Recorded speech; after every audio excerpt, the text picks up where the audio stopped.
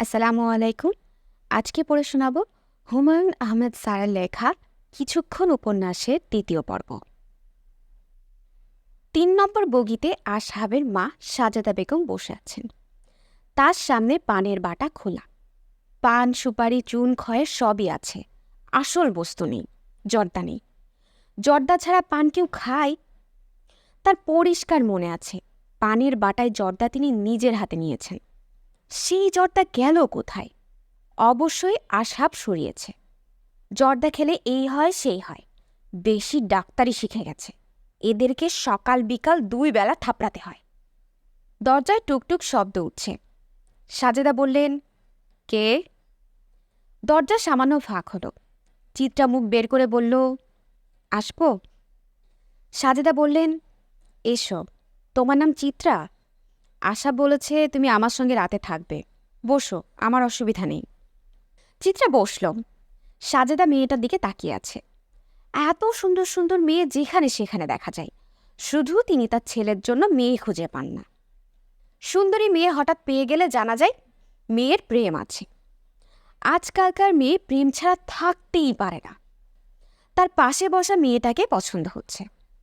দেখা যাবে এই মেয়ে হয় বিবাহিতা কিংবা প্রেম কুমারী, একসঙ্গে 2-3টা প্রেম করে যাচ্ছে।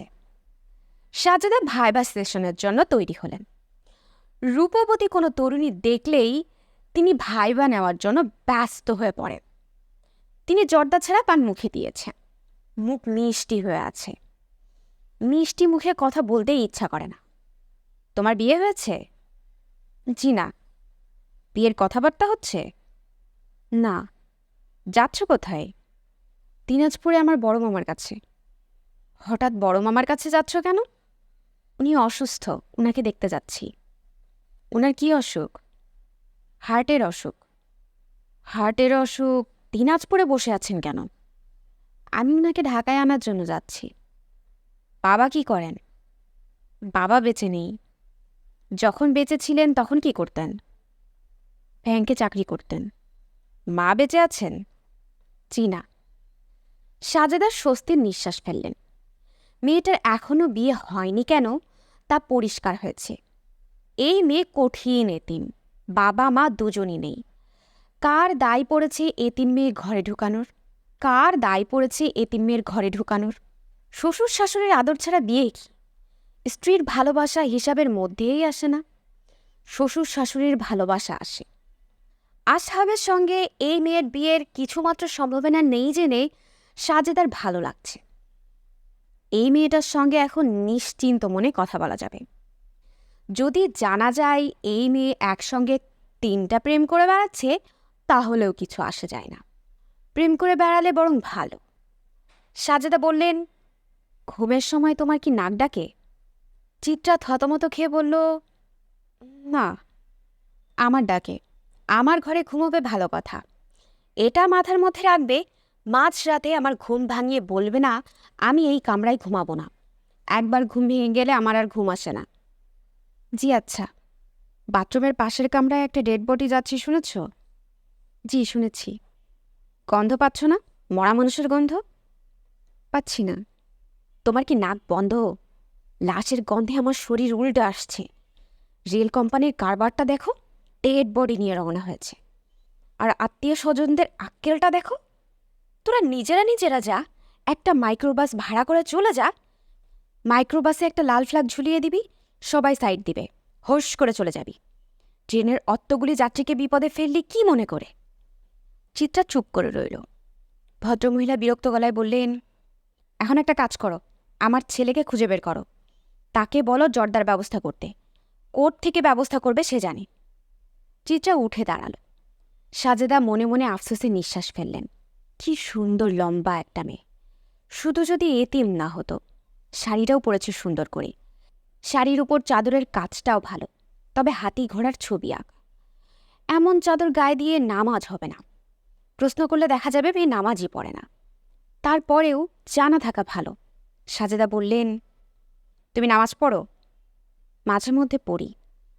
এটা কেমন কথা? মাঝে মধ্যে পড়ি মানে কি? তুমি কি মাঝে মাঝে ভাত খাও? ভাত তো 3 বেলাই খাও। দোয়া মাছুরাটা কি বলো দেখি? চিত্রা বলল, আমি জর্দার ব্যবস্থা করে তারপরে বলি। চিত্রার মোবাইল বাজছে। লিলির টেলিফোন। লিলি আজ ঘুমাবে না, সারা রাত জেগে থাকবে, কিছুক্ষণ পরপর টেলিফোন করে বিরক্ত করবে। চিত্রা মোবাইল হাতে কামরা থেকে বের হয়ে এলো। চিত্রা হ্যালো বলতেই ওপাশ থেকে লিলি বলল, 6 বার রিং হওয়ার পর ধরলি, ব্যাপার কি? শোন, তোর জন্য একটা ভালো খবর আছে। কি খবর? মামা জানিয়েছেন সেলুন কারে একজন মন্ত্রী যাচ্ছেন ময়মনসিংহ পর্যন্ত, স্বরাষ্ট্রমন্ত্রী। উনি নেমে গেলেই তুই সেলুন কারে দাখিল হয়ে যাবি। কোনো সমস্যা নেই, রাজার হালে যাবি, থুকু রানীর হালে যাবি, কুইন অব দিনাজপুর। হু হু করছিস কেন? এরকম একটা নিউজ দিলাম, তুই লাফিয়ে উঠবি তা না, সুখ না হোক। আর শোন, তোর কামরায় যে বুড়ো উঠেছে, ওনার খোঁজ পাওয়া গেছে। উনি তো খুবই নামকরা মানুষ, প্রফেসর রশিদ, আমেরিকার কর্নেল ইউনিভার্সিটির ম্যাথমেটিক্সের ফুল প্রফেসর। ম্যাথমেটিক্সে নোবেল প্রাইজের ব্যবস্থা থাকলে উনি অবশ্যই নোবেল পুরস্কার পেতেন। তার সম্পর্কে খবর কোথায় পেয়েছিস? মামা জানিয়েছেন তোর কামরাটা খালিই ছিল, উনি যখন টিকিট চাইলেন তখন উনাকে দিতেই হয়েছে। এখন বুঝছিস? চিত্রা, তুই বরং ওই বুড়োর সঙ্গেই থাক। বুড়ো তোর গায়ে হাত রাখলে ভালো, সবাইকে বলতে পারবি বিখ্যাত একজন মানুষ আমাকে হাতাপিতা করেছেন। চুপ কর। ফান করলে তুই রেগে যাস কেন? তোর ফান আমার ভালো লাগে না। চিত্রা শোন, সেলুন কারে দাখিল হওয়ার পর সেখানকার সুবিধা অসুবিধা আমাকে টেলিফোন করে জানাবি। আমি নিজে সেলুন কার কখনো দেখিনি, তোর কাছে যদি শুনি জোস, তাহলে প্রোগ্রাম করে তোকে নিয়ে একবার সেলুন কারে ঘুরব। আচ্ছা, সারা রাত আমার মোবাইল খোলা থাকবে, সমস্যা মনে করলেই আমাকে জানাবি। তোর জন্য আরেকটা সারপ্রাইজ আছে। আবার কি সারপ্রাইজ? এখন বললে তো আর সারপ্রাইজ থাকবে না, যখন ঘুরবে তখন জানবি। Interesting surprise. খোদা হাফেজ। Good night, sleep tight. Rashid সাহেব সিগারেট খেতে বের হয়েছেন, তবে এবার করিডোরে না, দরজার পাশে এসে দাঁড়িয়েছেন। দরজার একটা জানালা সামান্য খোলা, খোলা জানালায় শীতের বাতাস ঢুকছে। প্রবল হাওয়ায় সিগারেট টানা মুশকিল, তবে তার তেমন অসুবিধা হচ্ছে না। রেলের অ্যাটেন্ডেন্ট জানালার পাশে বসার জন্য সবুজ রঙের একটা প্লাস্টিকের চেয়ার এনে দিয়েছে। তিনি অ্যাটেন্ডেন্টের ব্যবহারে মুগ্ধ হয়েছেন।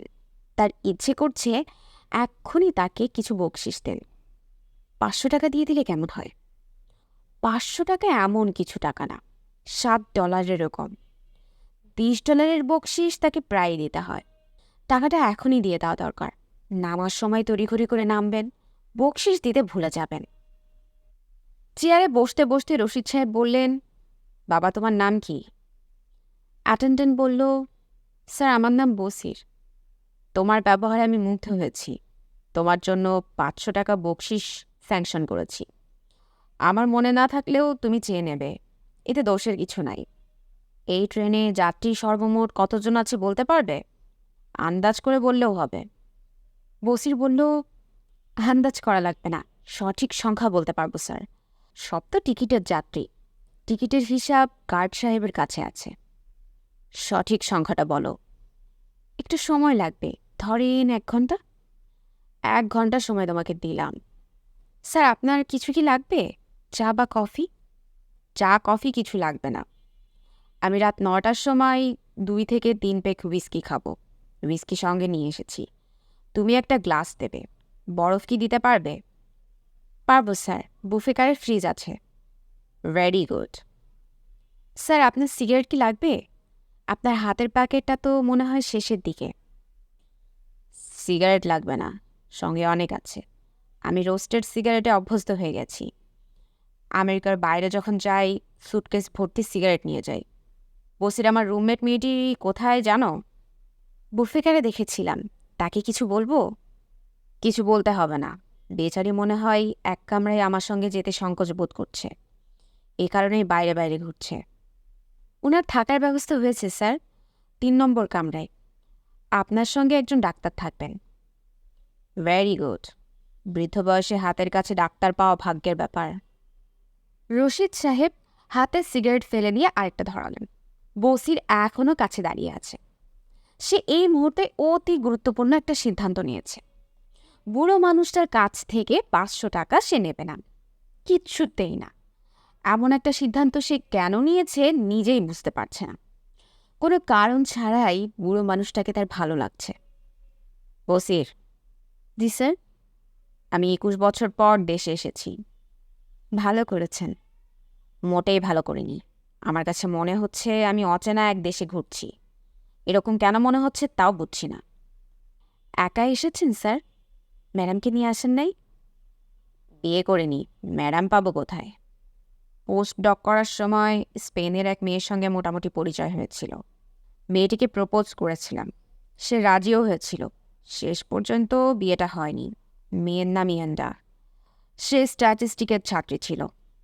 বরফের ব্যবস্থা কি স্যার এখন করব?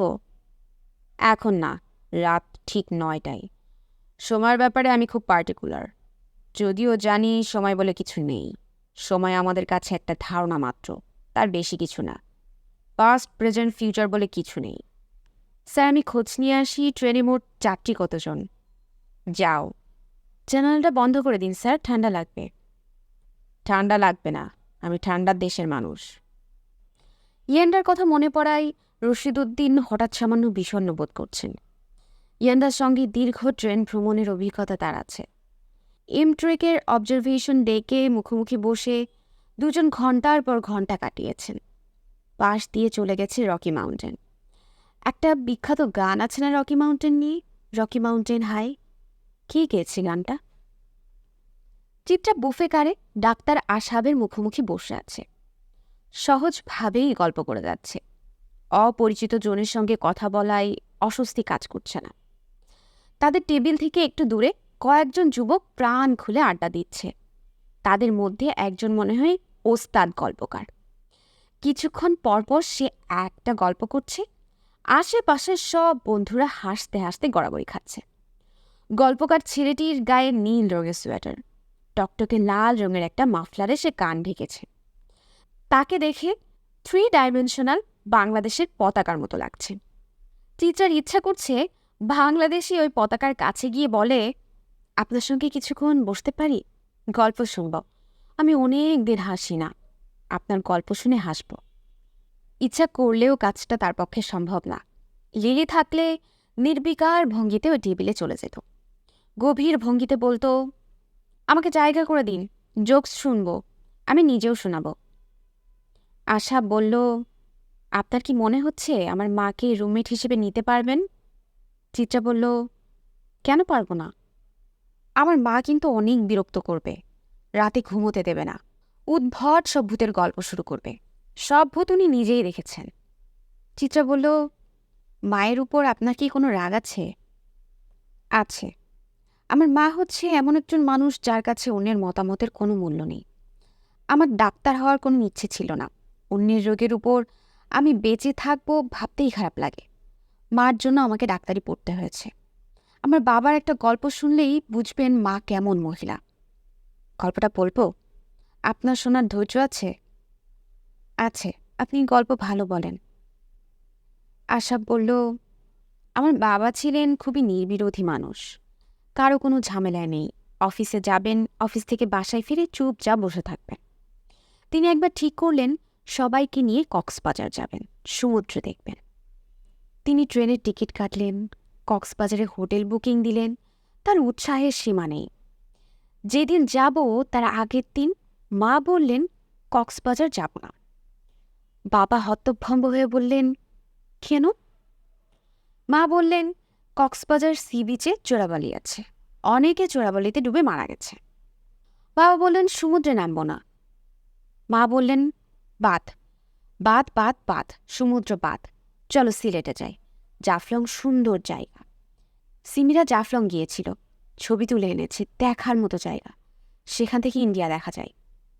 বাবা বললেন, ইন্ডিয়া দেখার দরকার কি? মা বললেন, সমুদ্র দেখারই বা দরকার কি? চোখ বন্ধ করে ঘরে বসে থাকো। আমাদের সমুদ্র দেখার পরিকল্পনা বাতিল হয়ে গেল। বাবা মারা গেলেন সে বছরই। চিত্রা, আমি যদি একটা সিগারেট ধরাই আপনি কিছু মনে করবেন? আমি কিছু মনে করব না। আশাব সিগারেট ধরাতে ধরাতে বলল, মা 2 টিফিন ক্যারিয়ার ভর্তি খাবার নিয়ে এসেছেন। খাবারের প্রতিটা আইটেম আমাকে খেতে হবে, ভালো লাগুক বা না লাগুক খেতে হবে। খাওয়া নিয়ে আরও ব্যাপার আছে। আর কি ব্যাপার? খাবারের প্রথম নলাটা মা আমাকে মুখে তুলে দেবেন, এতে নাকি ছেলেমেয়ের হায়াত বাড়ে। দৃশ্যটা চিন্তা করে দেখুন, আমি চোখ বন্ধ করে হা করে আছি, মা মুখে ভাতের প্রথম নলা তুলে দিচ্ছেন। চিত্রার হাসি আসছে। সে হাসি চাপতে চাপতে বলল, চোখ বন্ধ করে হা করে থাকবেন কেন? চোখ খোলা রাখবেন। চোখ খোলা রেখে সেই সময় মায়ের মুখ দেখব? নও। আশরাফ সিগারেটে লম্বা টান দিল। ঠিক তখন অ্যাটেন্ডেন্ট বসির বলল, স্যার, আপনাকে আপনার মা ডাকেন। আশরাফ চমকে উঠে সিগারেট জানালা দিয়ে ফেলে দিল। সে উঠে দাঁড়িয়ে সঙ্গে সঙ্গে বসে পড়ল। বসিরের দিকে তাকিয়ে বলল, আপনি মাকে বলুন আমি এখন আসতে পারবো না, একটু দেরি হবে। বসির চলে যেতেই আশরাফ বিব্রত গলায় বলল, মাকে কেমন ভয় পায় দেখেছেন? মার কথা শুনেই লাফ দিয়ে উঠেছি। দেখলাম, খুবই খারাপ লাগছে। মাকে ভয় পাওয়ার মধ্যে খারাপ লাগার কিছু নেই, আপনি যান, তার সঙ্গে দেখা করে আসুন। আশরাফ উঠে দাঁড়ালো। সে দ্রুত যাচ্ছে। চিত্রার মনে হলো এই মানুষটার বর্তমান চেষ্টা অ্যাটেন্ডেন্ট তার মার কাছে পৌঁছানোর আগেই পৌঁছানো, যেন মহিলাকে শুনতে না হয় আমি এখন আসতে পারবো না। সাজেদা বেগম ছেলেকে দেখেই বললেন, আমাকে একা ফেলে রেখে কোথায় ঘুরঘুর করছিস? আসাম জবাব দিল না। সাজেদা বললেন, ওই মেয়েটা কোথায়? কোন মেয়েটা? রাতে আমার সঙ্গে যে থাকবে, চিত্রা নাম। জানি না কোথায়। সাজেদা অবাক হয়ে বললেন, মিথ্যা কথা বলছিস কেন? অ্যাটেন্ডেন্ট আমাকে বলল তুই মেয়েটার সঙ্গে গল্প করছিলি, তুই বলে পাঠিয়েছিস আসতে পারবি না। ঘটনা কি? ওই মেয়ের সঙ্গে তোর কি? তুই কি ওই মেয়ের প্রেমে পড়ে গেছিস? 10 মিনিট কথা বলে প্রেমে পড়ে যায় মা? তাহলে মিথ্যা কথা বললি কেন? কেন বললি? মেয়ে কোথায় তুই জানিস না? মুখ ভোতা করে থাকবি না। বল, ওই মেয়ের সঙ্গে তোর কি? তোর গা থেকে ভুরভুর করে সিগারেটের গন্ধ আসছে। তুই কি সিগারেট খেয়েছিস? কাছে আয়, মুখ শুকে দেখি। আশাব বলল, মুখ শুকতে হবে না মা, আমি সিগারেট খেয়েছি। আজই যে প্রথম খাচ্ছি তা না, প্রায়ই খাই। কি বললি, প্রায়ই খাস? হ্যাঁ, খাই। সাজেদা বললেন, তোর ভাবভঙ্গি তো মোটেই ভালো মনে হচ্ছে না। এখন তো আমার মনে হচ্ছে তুই সুযোগ পেলে মদও খাস। আমার গা ছুঁয়ে বল, তুই মদ খাস কি খাস না? মা, আমি কয়েকবার খেয়েছি। হতভম্ব সাজেদা নিজেকে সামলে নিয়ে চাপা গলায় বললেন, তোর বাবা একবার বন্ধুর বাসা থেকে মদ খেয়ে এসেছিল, তাকে কি করেছিলাম মনে আছে? আশাব বলল, মনে আছে। আমি যতদিন বাঁচব ততদিন মনে থাকবে। যে অন্যায় সেটাতে তুমি করেছ তার কোনো তুলনা নেই। সাজেদা হতভম্ব গলায় বললেন, তুই আমার অন্যায়টা শুধু দেখলি, তোর বাপের অন্যায়টা দেখলি না? বন্ধুর বাসা থেকে মদ খেয়ে এসে আমাকে বলে জিরা পানি খেয়েছে, তার মুখে নাকি জিরার গন্ধ। আমাকে জিরা চেনায়, আমি জিরার গন্ধ চিনি না? আমি মশলা ছাড়া না দিই। আশাব কামরা থেকে বের হলো। মার একটানা কথা শুনতে অসহ্য লাগছে। মা কথা বলতেই থাকবেন, এক সময় কাঁদতে শুরু করবেন। আশাব করিডোরে এসেই সিগারেট ধরালো। সিগারেটে টান দেওয়ার সঙ্গে সঙ্গে মনে হলো মার সঙ্গে এতটা বাড়াবাড়ি না করলেও চলত। সমস্যার সমাধান অবশ্যই দ্রুত করা যাবে। মার সামনে বসে বললেই হবে, মা, মুখে ভাত তুলে দাও। এই কাজটা সে কি এক্ষুনি করবে, নাকি কিছু সময় নেবে? খুক খুক করে কাশির শব্দে আশাব তাকালো। বুড়ো ভদ্রলোক কাশছেন। দরজার পাশে প্লাস্টিকের চেয়ারে রশিদ সাহেব বসে আছেন, হাতে কাগজ কলম, হিসাব নিকাশ হচ্ছে। এই বুড়োর সঙ্গে রাত কাটাতে হবে, আগেই পরিচয় করে নেওয়া ভালো। যদি তেমন অসহনীয় হয় তাহলে বুফে কারে বসে থাকাটাও খারাপ না। আশাব এগিয়ে গেল। বুড়োটার সঙ্গে রাত কাটাবার একটা সুযোগ আছে। বুড়োটা সিগারেট খায়, এত দূর থেকেও তার গা থেকে নিকোটিনের কড়া গন্ধ আসছে। রশিদ সাহেব খাতায় কিছু হিসাব নিকাশ করছেন। এই মুহূর্তে তার হাতে সিগারেটের বদলে কলম। সিগারেট বিপজ্জনকভাবে ঠোঁটে ঝুলে আছে, যে কোনো মুহূর্তে ঠোঁট থেকে খসে পড়তে পারে। বৃদ্ধের নজর হাতের কাগজে। বসির নামের অ্যাটেন্ডেন্ট তাকে ট্রেন যাত্রীর পুরো সংখ্যা দিয়েছে। ফুল টিকিট যাত্রী ৬২২ জন, হাফ টিকিট যাত্রী ১৮ জন, ইঞ্জিনের সঙ্গে ড্রাইভার সহ ৪ জন, গার্ড রুমে ২ জন, জেনারেটর রুমে ৩ জন। রশিদ সাহেব গভীর মনোযোগে তাকিয়ে আছেন। যাত্রী সংখ্যার গুণ ভাগ চলছে। আশরাফ এগিয়ে এসে দাঁড়ানো মাত্র রশিদ সাহেব বললেন, আপনিই তো ডাক্তার, আমার সঙ্গে যা থাকার কথা। জি। কটা বাজে দেখুন তো? ৯:১০। সর্বনাশ, নেশার সময় হয়ে গেছে। আসুন তো কামরায় যাই, আপনার সঙ্গে আলাপ পরিচয় হোক। ওই মেয়েটাকেও দরকার, আমার ঘর থেকে জিনিসপত্র নিয়ে যাবে। ওই মেয়েটা তো থাকবে আপনার মায়ের সঙ্গে। জি। তাহলে এক কাজ করুন, আপনি তার স্যুটকেস আপনার মার ঘরে রেখে আসুন।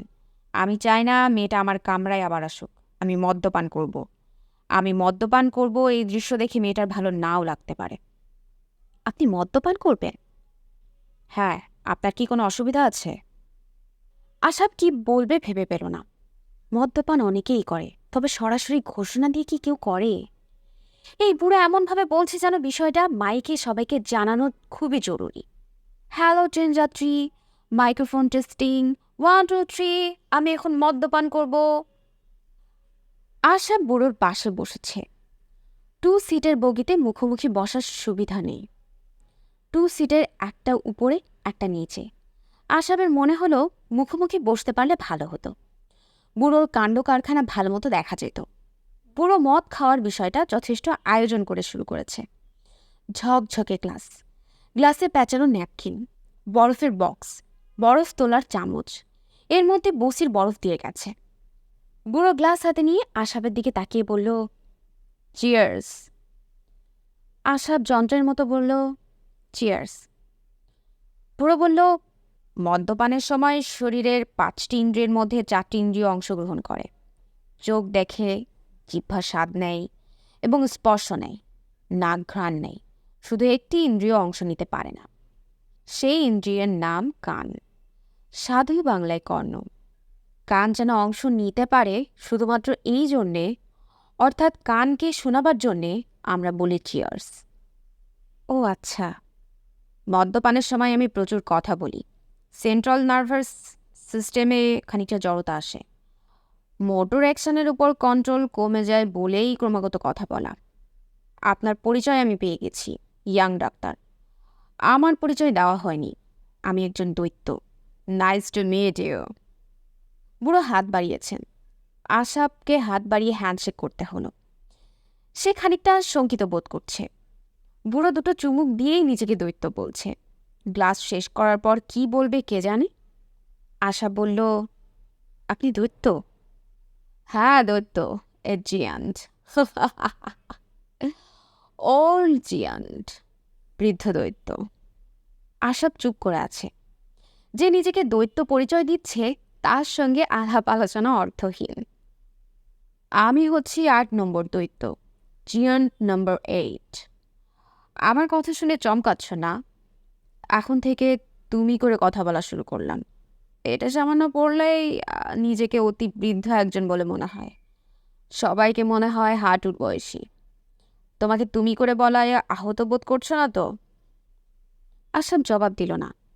সে আহত বোধ করলেও বৃদ্ধের কিছু যাবে আসবে বলে মনে হয় না। বৃদ্ধ হাতের গ্লাস খুব সাবধানে সিটের পাশে টেবিলে রেখে তার চামড়ার ব্যাগ খুলে একটা কমলা রঙের মোটা হার্ড কভার বই বের করে আশাবের দিকে বাড়িয়ে দিতে দিতে বলল, বইটার পাতা উল্টালেই বুঝবে কেন নিজেকে দৈত্য বলছি। বইটার প্রথম পৃষ্ঠা দেখেই আশাব চমকে উঠল। আমেরিকার ম্যাকমিলান কোম্পানির প্রকাশিত বই। নাম 10 জিয়ান্ট অফ ম্যাথ ওয়ার্ল্ড। 10 জন জিয়ান্ট এর ছবিও প্রথম পাতায় দেওয়া। 10 জনের একজনই বুড়ো। আশাব চোখ বড় বড় করে তাকিয়ে আছে। বুড়ো বলল, এখন আমার বিষয়ে তোমার পার্সপেক্টিভ বদলে গেছে না? আমাকে নিশ্চয় অন্যরকমভাবে দেখছো। জি। মনে হচ্ছে না এই জ্ঞানী বুড়ো পাবলিক প্লেসে মদ্যপান করলেও করতে পারে? এইটুকু ছাড় বুড়োকে দেওয়া যেতে পারে? জি, মনে হচ্ছে। এই বুড়োর প্রতি কিছুক্ষণ আগেও বাজে ধারণা পোষণ করেছিলে, এই ভেবে খারাপ লাগছে না? লাগছে। তুমি কি আমার সঙ্গে জয়েন করবে? ট্রেনের ঝাঁকুনির সঙ্গে প্রথম শ্রেণীর ব্র্যান্ডের হুইস্কি ভালো লাগার কথা। তোমাদের ওমর খৈয়ম কি বলেছেন? এইখানে এই তরুর তলে তোমায় আমায় কৌতূহলে যে কটি দিন কাটিয়ে যাব প্রিয়ে, সঙ্গে রবে সুরার পাত্র, অল্প কিছু আহার মাত্র, আর একখানি ছন্দ মধুর কাব্য হাতে নিয়ে। আশা বলল, তোমাদের ওমর খৈয়ম বলছেন কেন? ওমর খৈয়ম তো আপনারও। আমার না, আমি অঙ্কের মানুষ। কবিতার সঙ্গে অঙ্কের বিরোধ আছে। বৃদ্ধ আরেকটা গ্লাস বের করলেন, গ্লাসে হুইস্কি ঢাললেন, বরফ দিলেন। গ্লাসে হুইস্কি ঢাললেন, বরফ দিলেন। বোঝা যাচ্ছে ব্যবস্থাটা আশাবের জন্য। আশাবের বলতে ইচ্ছে করছে, স্যার আমি খাবো না, আমার সঙ্গে আমার মা আছেন, মুখ থেকে গন্ধ পেলে সর্বনাশ হয়ে যাবে। আশা বলতে পারল না। তার মধ্যে প্রবল ঘোর তৈরি হয়েছে। পৃথিবীর 10 জন সেরা অঙ্কবিদের একজন তার সামনে বসা। কি আশ্চর্য! সব বিদেশি নামের ভিড়ে দুটো দেশি নাম, রামানুজ, রশিদ। বাংলাদেশের অনেকেই রামানুজের নাম জানে, রশিদ উদ্দিনের নাম কি কেউ জানে? বৃদ্ধ গ্লাস বাড়িয়ে দিয়ে বললেন, চিয়ার্স। আশাব গ্লাস হাতে নিয়ে বলল, চিয়ার্স। সে ঠিক করেছে গ্লাসে চুমুক দেবে না, ভদ্রতা রক্ষার জন্য গ্লাস হাতে নিয়ে বসে থাকবে। মাঝে মাঝে গ্লাসে ঠোঁট লাগাবে, চুমুক দেওয়ার ভান করবে।